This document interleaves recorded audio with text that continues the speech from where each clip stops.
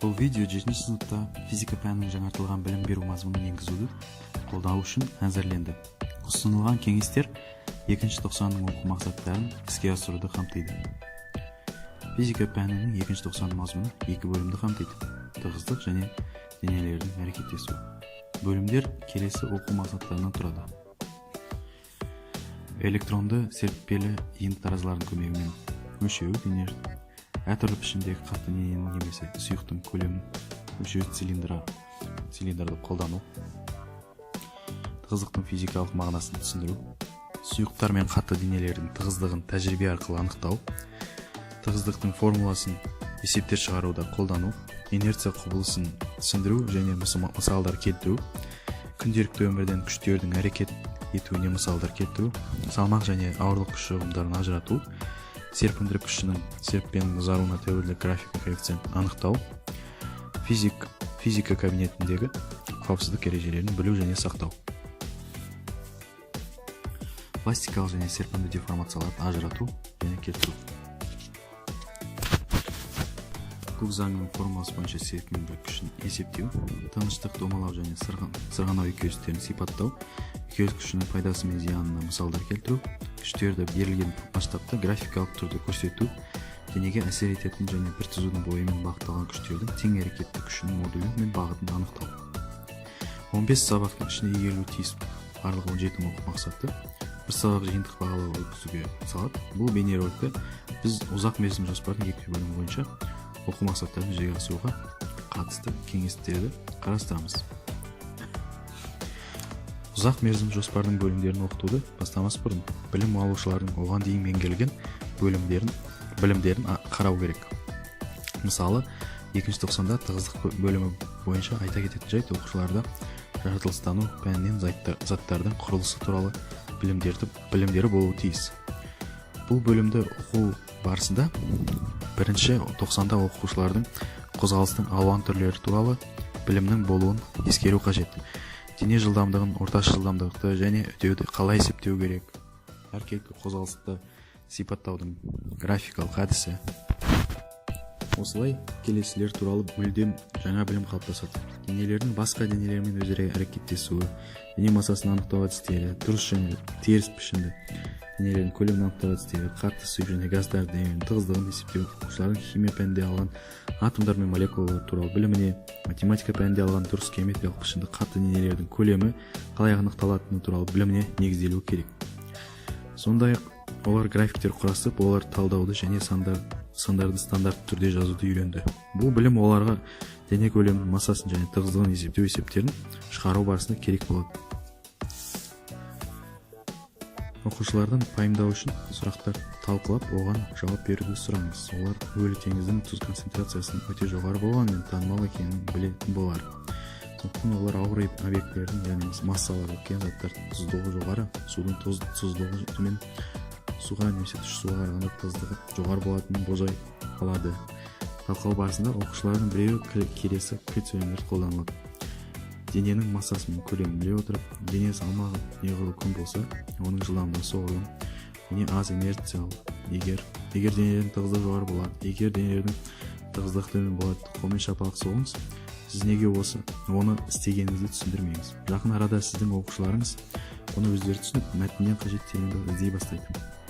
Сіз оқушыларға керек сөздерді іздеуді жалғастыруды тапсыруыңызға болады және бүкіл сынып көре алу үшін тақтаға жазады. Бұл талқылау және алдын ала оқылым сізге дененің тығыздығы оқу материалының оқушыларға қаншалықты түсінікті және қолжетімді екенін бағалауға мүмкіндік береді. Сондай-ақ олар мәтінді мұқият оқуды үйренеді. Оқушыларға осы бөлімді оқып үйрену кезінде олардың ойынша анықтама беруді қажет ететін кез келген сөз жазуды тапсырыңыз. Уақыт болса, олар терминологиялық сөздіктің көмегімен өз анықтамаларын жаза алады. Оқушылар бұл тапсырманы мен объектінің тығыздығына келесі анықтама беруші едім сөйлемін аяқтау арқылы орындай алады. Заттың тығыздығы және тығыздықты өлшеу бірліктері тақырыбы шеңберінде тығыздықтың физикалық мәнін түсіндіру оқу мақсатына қол жеткізуді қарастырайды. Осы мақсатты зерттеуге бір сабақ бөлуге жеткілікті. Алайда сағат бойынша бөлу шартты және ол сынып ерекшеліктеріне тәуелді.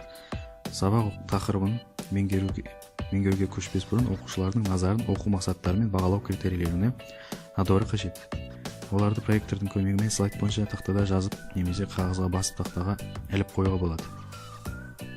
Бұл білімдердің жүйеленуіне және білім алушылардың сабақтан не күтетіндерін жүйелеуге мүмкіндік береді. Сонымен қоса, сабақтың соңында нәтижелерді шығару үшін оқу мақсаттары мен бағалау критерийлеріне қайта оралу керек. Оқу мақсаты бойынша оқудағы ілгерілеуді талқылау.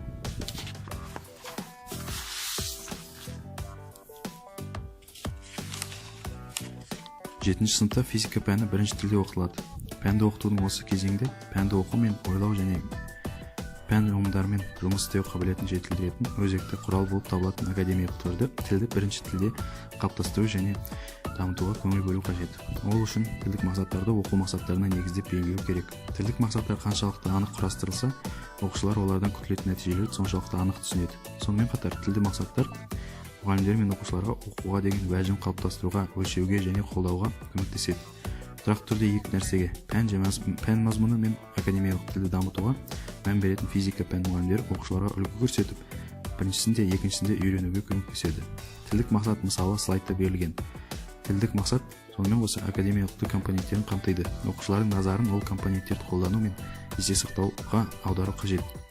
Олар келесі тақырыпшалармен берілген: пәнге қатысты лексика мен терминология және диалог, жазылымға арналған пайдалы сөйлемшілер.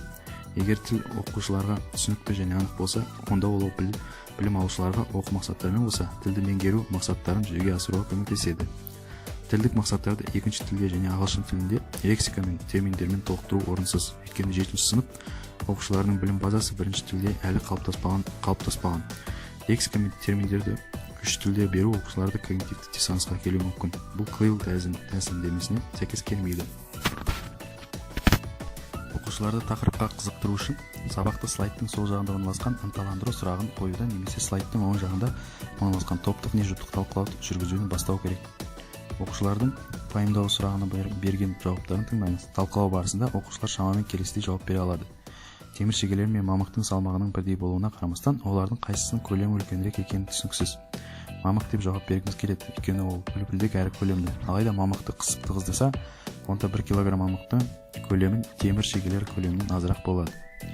Талқылау барысында баса назар аударуды қажет ететін жайт масса мен көлем материалдың әртүрлі сипаттамаларын анықтайды, және көлемі үлкен зат әрдайым үлкен массаға ие болмайды. Мысалы, қарапайым кішкене доп бір бау кілттерге қарағанда әлдеқайда үлкен болуы мүмкін.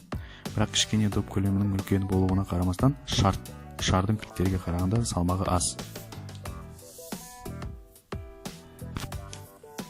Бұдан әрі оқушыларға тығыздық түзіндісін мұқият оқу ұсынылады. Оқып болғаннан кейін оқушылардың әртүрлі мәндері бар есептерді құрастыруды сұраңыз. Мысал, қозының салмағы 10 кг, ал көлемі 0,2 метр куб. Оның тығыздығы неге тең? 50 кг метр куб. Оқушылар есептерде килограмм және метр куб, немесе грамм және сантиметр куб қолданылады. Өздерінің есептерін көрсету үшін оқушылар суреттерді сала алады. Бұл тапсырма барлық оқушыларға тығыздық формуласын есептеу үшін қайталауға мүмкіндігін береді.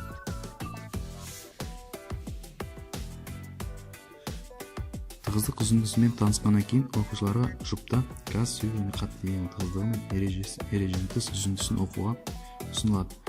Талқылаудан кейін сыныпқа жауапты көрсетуге болады. Мұғалім оқушыларға жұптас оқылған мәтіннің мазмұнын көрсететін белгілері бар диаграмманы немесе бірнеше диаграмма салу арқылы тапсырманы бере алады. Әрбір жұптың мақсаты ақпаратты визуалды түрде көрсету. Аталған тапсырма оқушыларға заттардың немесе объектінің тығыздығы, осы заттың алып жатқан кеңістігінің көлеміне, сондай-ақ массасының тәуелділігінің маңызды кезеңдерін көруге және талқылауға көмектеседі. Жалпы айтқанда, қатыдан сұйық жағдайынан және сұйықтан газ тәртібі жағдайға өзгерген кезде заттың тығыздығы төмендейді, алайда су аталған ережеге бағынбайды.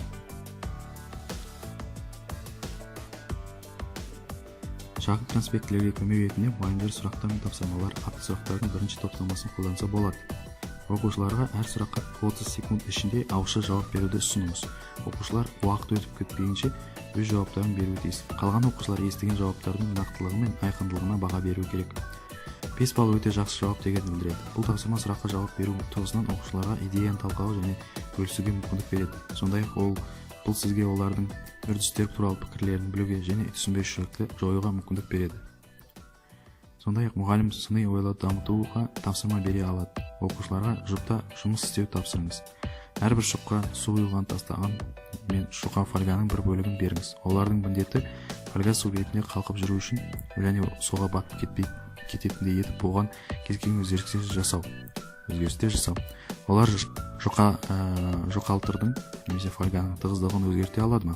Оқушылар парақ тәрізді жіңішке фольганың су бетіне малтып жүретінін көру керек. Ал оның кішкене доп тәрізді қысса, онда фольга батып кетеді. Ойға салу.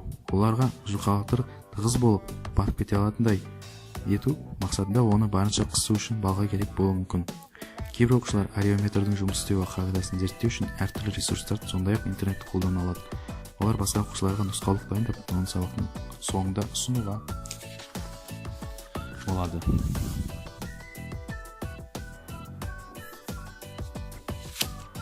Оқушылардың тақырып бойынша алған білімін жалпылау және академиялық тілін қалыптастыру мақсатында оқушыларға тапсырма орындау ұсынылады. Оқушылар осы тапсырмалар арқылы осы бөлім бойынша не білетін және түсінетінін анықтай алады. Бөлімнің соңында оқушылар барлық тапсырмаларды бірлесіп орындауы мүмкін, немесе бөлімді меңгеру деңгейіне қарай тапсырмаларды өз бетінше орындау үшін пайдалана аласыз. Оқушылар тапсырмаларды орындауды бастамас бұрын оларға осы бөлімнің оқу мақсаттарын еске салыңыз.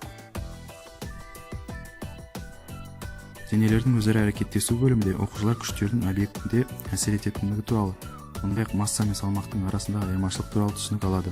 Бөлім оқушылардың зерттеу нәтижелерінің талдауына және жаратылыстану ғылымдарының кіріктіріп, оларды ұсынуға бағытталған. Осы бөлім арқылы оқушылар 9-шы сыныпта оқитын гравитациялық өрістерді оқуға дайындалады. Сондай-ақ күшті объектіге әсер ететіндігі және үйкес күші болып табылатындығы туралы идея ұсынылған. Оқушылардың алдыңғы білімі оқушылар си жүйесінде массаны өлшеу бірлігін есте сақтап, еске түсіру атау керек. Пәнаралық байланыс. Математика сабақтарында оқушылар векторлардың не екенін білді. Тікбұрышты координаталар жүйесінде нүкте координаталарын табуды және жазықтықта түзулерді құрастыруды үйренді. Бұл дағдылар белгілі масштабта күш векторын бейнелеуге, сонымен қатар сызба бойынша күштің мәнін анықтауға көмектеседі. Оқушылардың назарын пайымдауға арналған сұраққа аударып, олардың жауаптарын таңдаңыз. Олардың пікірі бойынша, олар басқа планетада болса, оларға қандай күштер әсер ететін болады? Ол күштер оларға жер шарында әсер ететін күштермен бірдей ме? Планетада болуы мен ашық ғарышта болудың айырмашылығы неде? Сіздің салмағыңыз аталған орталарда бірдей бола ма? Оқушыларға ойлануға вақыт беріңіз. Олар жауаптар алғысы келетін сұрақтардың тізімін құрастыра алады. Оқушылар білуі тиіс бүктердің тізімін оқыңыз. Оқушылардың тізімінен 4 негізгі сөз таңдап алуды сұраңыз. Мысалы, оқушы масса, көлем, тығыздық және өлшемділік ұғымдарын таңдай алады. Қай ұғым ең маңызды ұғым? Оқушылардың тек бір сөз таңдайтын мүмкіндік болса, олар қандай сөз таңдаушы еді? Оқушылар өз таңдауларын тез түсіндіру керек. Ол сізге оқушылардың бастапқы білімінің тереңдігі мен ауқымын бағалау мүмкіндік береді. Сынып олардың бастапқы білім түйіндеу мүмкіндік беретін 4 негізгі сөз үшін дауыс бере алады.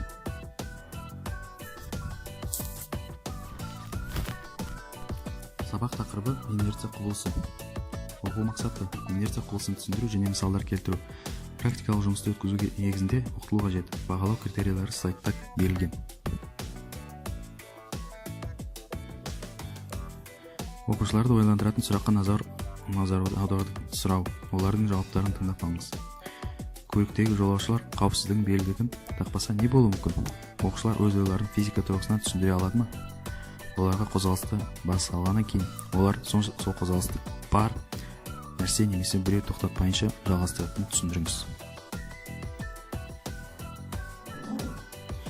Оқушыларға өмірден алынған жақсы таныс мысалдар келтіруге болады. Мұғалім оқушылардың назарын үстелге аударады және топқа көрсетеді.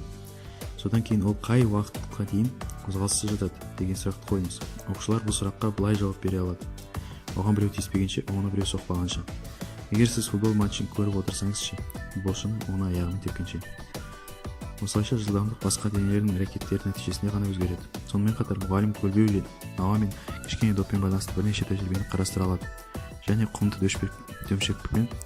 дөмпешікпен келіскенге дейін топтың қозғалысы туралы сұрақ қоя алады ма? Жауап бірден тоқтайды. Егер дөмпешікті тегістесе, онда кішкентай шар доп бірінші жағдаймен салыстырғанда көбірек жол жүреді.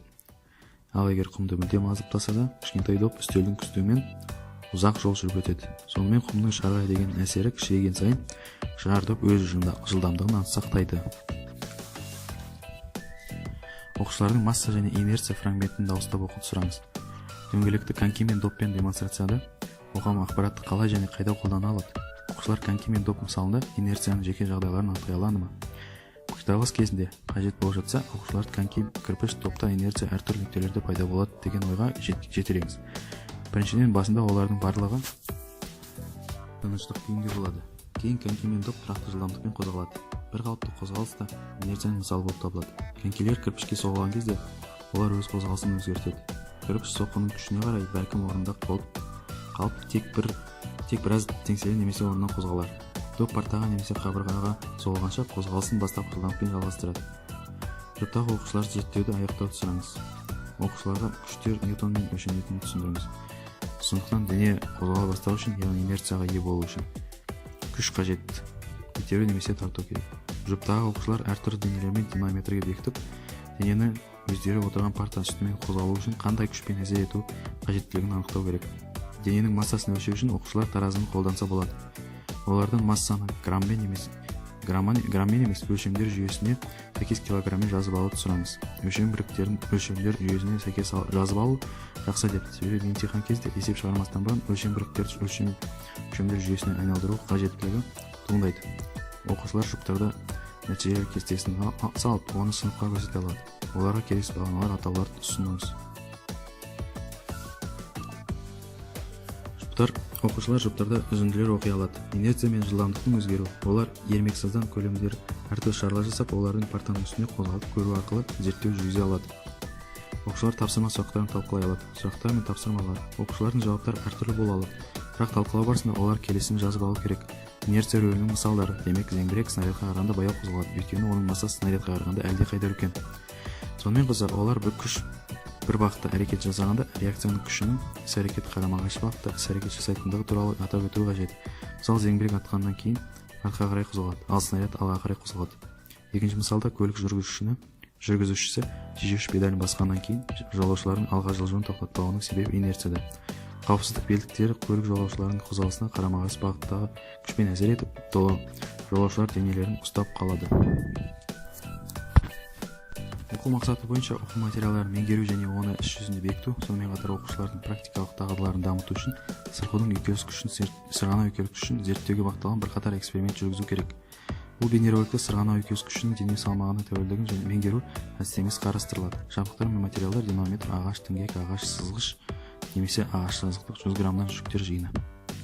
Сырғанау үйкеліс күшінің қозғалыстағы дененің ауданына тәуелділігін зерттеу. Тікбұрышты ағаш кесекті бір қырымен үстеге қойыңыз, соңына динамометрді бекітіңіз. Динамометрдің екінші аяқ жағынан тартып, оның көрсеткіштерін жазыңыз. Тікбұрышты ағаш кесекті басқа қырымен үстеге қойып, қайтадан күшін өлшеңіз. Кесте құрастырыңыз, оған өлшемдер нәтижелерді жазыңыз. Эксперимент нәтижелерін талдап, қорытынды жасаңыз. Сырғанау үйкеліс күшінің түйісетін денелер мен материалдардың тәуелділігін зерттеу. Үстелге ағаш тақтайшаны көлденеңінен орналастырыңыз. Сол тақтайшаның тегіс бетінде кесек ағашты динамометрдің аяқ жағына бекітіп бір қалыпты орнына қозғалыңыз. Динамометр көрсеткіштерін жазып алыңыз. Ағаш тақтайшаға шамалы көміліп, қайтадан кесек ағашты динамометрдің аяқ жағына бекітіп бір қалыпты орнына қозғалыңыз. Динамометр көрсеткіштерін жазып алыңыз. Құмды алып тастаңыз, тақтайшаға белсенке пластинаны орналастырыңыз. Бірінші және екінші әрекетті қайталаңыз. Қажетті кесте құрастырып, оған өзгерістер жазыңыз. Эксперимент нәтижелерін талдап, қорытынды жасаңыз. Сырғанау үйкеліс коэффициентін анықтаңыз. Ағаш тақтайшаны үстелге қойып, оның үстіне кесек ағашты қойыңыз. Кесек ағашқа массасы 100 грамм болатын жүкті салыңыз. Кесектің ауырлық күшін табыңыз.